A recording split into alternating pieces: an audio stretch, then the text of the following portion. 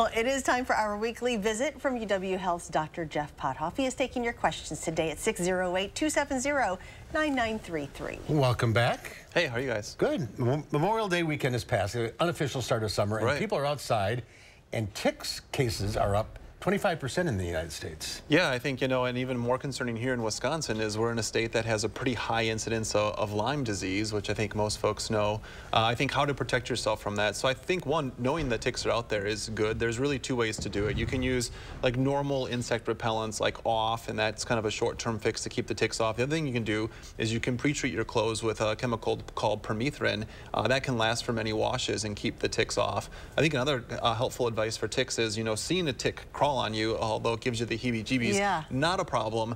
You want to see a tick that's latched, and for it to transmit Lyme disease, it has to be attached for about 2 days and be engorged with blood. So lots of times, if you see that tick early enough, check yourself, you pull it off, you don't have to worry about Lyme disease, you won't contract it.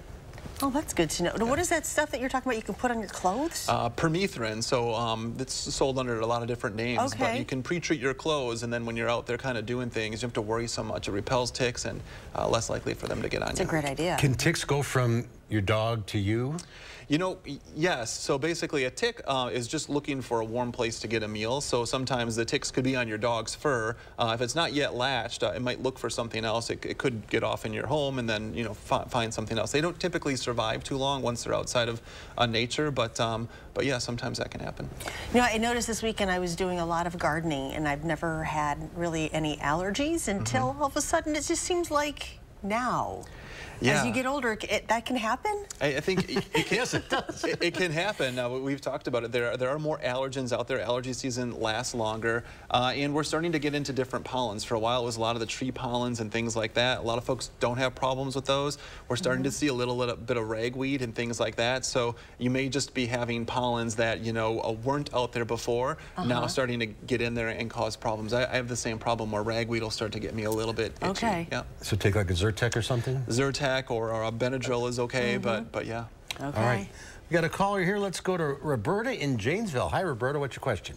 Hi. I just wonder why I've had the pneumonia shots, the vaccinations. I suppose that's bacterial pneumonia.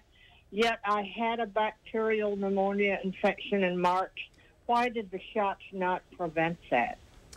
Yeah, I think this is a great question because I think there's an idea out there that if you get a vaccine, you should not get the disease that the vaccine prevents. And the pneumonia shot, just like our COVID shots, just like our flu shots, prevent some people from getting the disease, but the big benefit of those shots is they prevent you from getting really sick when you get those things. So, it's not a guarantee you won't get the disease, but it is pretty good insurance that if you do get pneumonia, it's not quite as severe as it would otherwise have been. And the shot is for bacterial, not viral? Exactly, bacterial pneumonia, not viral.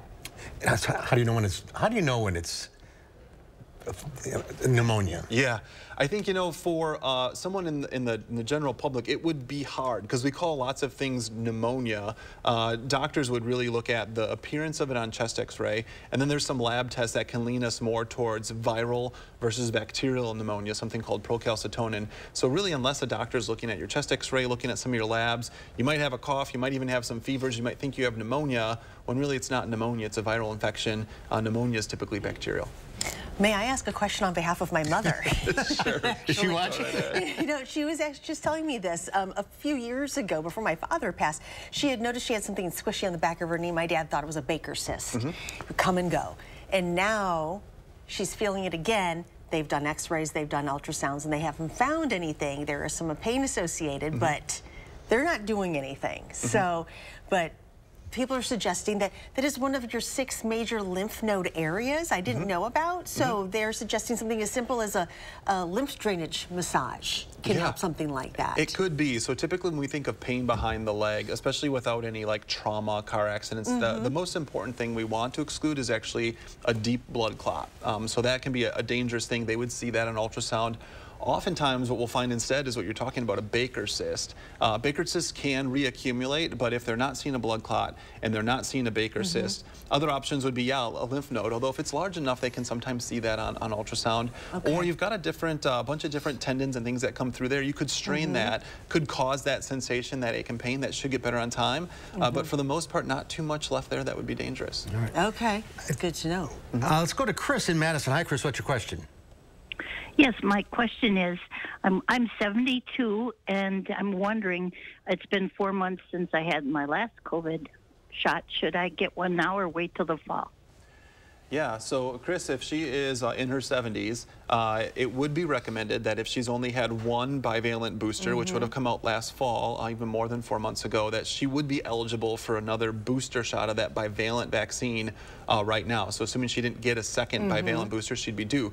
Right now, that is only approved for those over the age of 65, and then those who have pre-existing conditions that would make them immunocompromised. So it wouldn't hurt to get the shot. Wouldn't hurt. All right. Okay. Thank you for calling. We are out of time. We'll see you next week. You bet, next week. All right. Thank Jeff. you. Thank you.